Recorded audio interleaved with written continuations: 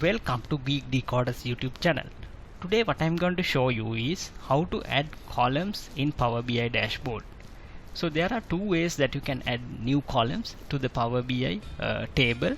So one method is you can go and click here and you can add column like this way, or else you can go to this view. So this is my data table and you can click new column in this pane. So these are the two methods that you can add columns.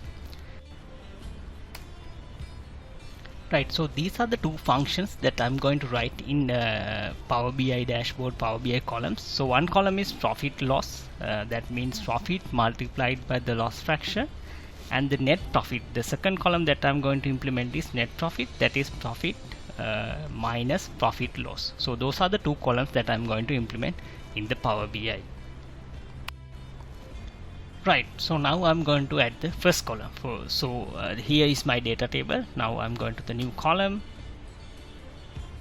Right, so the column name is right. So now I'm going to write the column name as profit loss equals profit multiplied by loss fraction. Now I have finished the writing the equation and I press enter. Right, as you can see now the profit loss column is being populated according to the equation that we have given. Now let's see to add the next column. So I include new column here.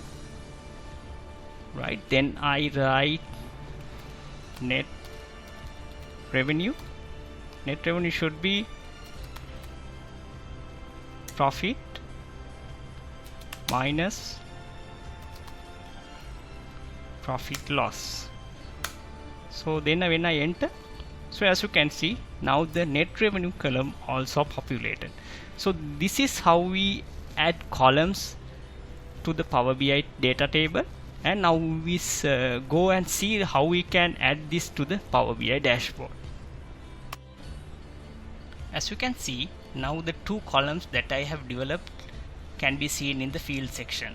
Now what I'm going to do is I am going to use this net revenue fields column in few of my visualization. So I add this one into this visualization.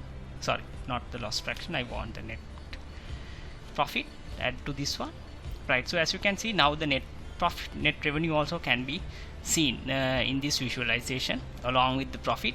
Now again I'm going to add the net revenue to my table visualization as well.